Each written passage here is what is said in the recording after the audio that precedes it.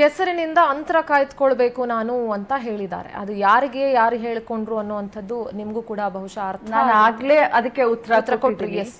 ಮೈ, ಮನ್ಸು, ಬುದ್ಧಿ, ನಾಲಿಗೆ ಪ್ರತಿಯೊಂದನ್ನು ಕೆಸರಿನಲ್ಲಿ ಇದ್ದಂತ ನಿಮಗೆ ಆ ಪದನೇ ಸೂಕ್ತ, ನಿಮ್ಮ ಹೆಸರಿಗೆ ಆ ಪದಾನೇ ಸೂಕ್ತ ಅಂತ ಹೇಳಲಿಕ್ಕೆ ಬಯಸ್ತೇನೆ. ವಿಧಾನಸಭೆಯ ನಾಯಕರು ಯಾರೋ, ವಿಪಕ್ಷ ನಾಯಕರು ಯಾರಾದ್ರೂ ನಿಮ್ಮನ್ನ ದೂರವಾಣಿ ಮುಖಾಂತರ ಸಂಪರ್ಕ ಮಾಡಿದ್ರಾ? ಈ ವಿಚಾರದ ಬಗ್ಗೆ ಏನಾದ್ರು ಕ್ಲಾರಿಫಿಕೇಶನ್ ಕೇಳಿದ್ರಾ?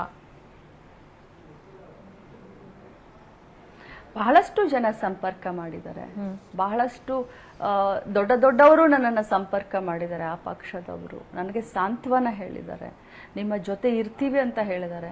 ಆದರೆ ನಾನು ಪದೇ ಹೇಳ್ತೀನಿ, ದುರ್ದೈವ ರಾಜಕಾರಣದಲ್ಲಿ ರಾಜಕೀಯ ಅಧಿಕಾರ ಆದ ಎಲ್ಲದರ ಜೊತೆಲಿ ಸಾಮಾಜಿಕ ಕಳಕಳಿ, ಸಾಮಾಜಿಕ ಬದ್ಧತೆಯನ್ನ ಕೂಡ ನಾವು ಇವತ್ತು ಇಟ್ಕೊಳ್ಬೇಕಾಗತ್ತೆ. ನಾನು ನಿನ್ನೆ ಹೇಳ್ದೆ ಮಾಧ್ಯಮದಲ್ಲಿ ಒಂದೆರಡು ಕಡೆ ಹೇಳ್ದೆ, ಇದೇ ಒಂದು ಮಾತನ್ನ ಸಿಟಿ ರವಿ ಅವರ ಪತ್ನಿಗೆ ಚಿಕ್ಕಮಂಗ್ಳೂರಿನಲ್ಲಿ ಆಡಿದ್ರೆ ಇವತ್ತು ಪರಿಸ್ಥಿತಿ ಏನಾಗ್ತಾ ಇತ್ತು, ಅವರ ಮನಸ್ಸಿನ ಭಾವನೆ ಯಾವ ರೀತಿ ಆಗ್ತಾ ಇತ್ತು. ಆದ್ರೆ ಇದೇ ಮಾತನ್ನ ಕಾಂಗ್ರೆಸ್ನವ್ರು ಯಾರಾದ್ರೂ ಬಿಜೆಪಿಗೆ ಅಂದಿದ್ರೆ, ನಾನ್ ಮೊದಲೇ ಹೆಣ್ಮಗಳು ಆ ಹೆಣ್ಮಗಳ ಒಂದು ಜೊತೆ ಪಕ್ಷದ ವಿರುದ್ಧ ಆದ್ರೂ ಕೂಡ ನಾನು ನಿಂತ್ಕೊಳ್ತಾ ಇದ್ದೆ. ಆದ್ರೆ ಈ ಛಾತಿ ರಾಮನ ಹೆಸರನ್ನ ಹೇಳ್ಕೊಂಡು ರಾಜಕಾರಣ ಮಾಡುವಂತವ್ರಿಗೆ ಇಲ್ವಲ್ಲ ಅಂತ ಹೇಳಿ ಕೆಟ್ಟನ್ಸುತ್ತೆ.